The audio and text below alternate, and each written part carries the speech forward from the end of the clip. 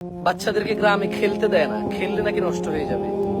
আপনি দেখেন গ্রামের যে খেলাধুলা গুলা ছিল আগে, ওই গোল্লা ছুট খেলতো, ওই মাটির মধ্যে দাগ দিয়ে রেডি খেলতো, রেডি কে কার মাথা ছুঁইতে পারে, পানিতে সাঁতার কাটতো, ডুব দিত, কে কতক্ষণ ডুবাইতে পারে, কে কত দূর যেতে পারে, কে মাথা ছুঁইতে পারে।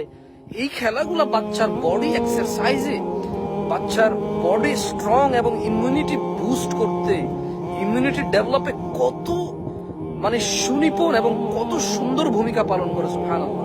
বাট গ্রামের কেউ কেউ এটাকে খারাপ মনে করে, নষ্ট হওয়া মনে করে। আর বদলতে কি হয়েছে, বদলতে মোবাইলের ইউজ ব্যাপক হয়ে গেছে। বাসায় পড়ে আছে বাচ্চা, মা বাপ মনে করে যে ও বের হচ্ছে না, গালিগালাজ শিখতেছে না, ওই খেলাধুলা করে হাঁটু ভাঙতেছে না, পা ভাঙতেছে না, কিন্তু এই বাচ্চা মোবাইল ধ্বংস হয়ে যাচ্ছে। সো গ্রামে আসবেন, শহরের বাচ্চারা একটা মাঠ পেলে মনে হয় যেন একটা পৃথিবী পাইছে। শহরের বাচ্চা একটা মাঠ পাইলে মনে হয় যেন একটা পৃথিবী পাইছে। আর গ্রামে শত শত মাঠ পড়ে আছে, বাচ্চারা খেলাধুলা করে না, এখন মোবাইলে ব্যস্ত। সো গ্রামে আসবেন, আপনার ভাই ভাতিজা যারা, তাদেরকে ভালো পরামর্শ দিবেন। আপনার যদি যতটুকু আপনার কে কয়টা এখন আসর নামাজ পড়ছেন কিনা, 5:50 কে আসর নামাজ পড়ে? হ্যাঁ, আপনি কি রুকু সিজদা থেকে আমাকে কমেন্ট করতেছেন? ভাই আসর নামাজ পড়ছেন মানে আপনাকে জবাব দিতে হবে। আসর নামাজ পড়ছেন মানে কি, পড়লে আপনি সব দিতে পারবেন নাকি? আপনাকে বলবো আশ্চর্য কথাবার্তা। পাকনামি এত ভালো না ভাই, বুঝছেন? সরি, সব মানে বেশি পাকনামি ভালো। আপনি তো রুকু সিজদা থেকে কমেন্ট করেন নাই। আপনি যদি রুকু সিজদা থেকে কমেন্ট না করেন, নামাজ পড়ে এসে কমেন্ট করতে পারেন। আমি নামাজ পড়ে এসে লাইভ আসতে পারি না। খুবই আশ্চর্য হলাম আপনার কমেন্টে ভাই।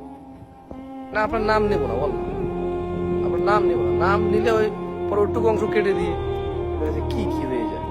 না নাকি ছোটবেলা আপনিও লবণ খাইছেন ভাই? আরে না ভাই, আমার কি, আমি কি ছোটবেলায় এখানে বড় হয়েছি? বাট এরকম ঘটনা বহু শুনছি, তারপরে আরো বহু ঘটনা শুনছি, এগুলো বলা যাবে না। ছোটবেলায় মানে আমার যখন ছোটবেলা ছিল, ওই ছোটবেলায় ওই সময় যা যা হইতো তা এখন বলা যাবে না। লা ইলাহা ইল্লাল্লাহ। না, এটা লিজ নেওয়া পুকুর। লিজ নেওয়া বলতে ধরেন বছরে ভাড়া, রেন্ট, ভাড়ায় নেওয়া পুকুর। এত বড় জায়গা কই পাবো?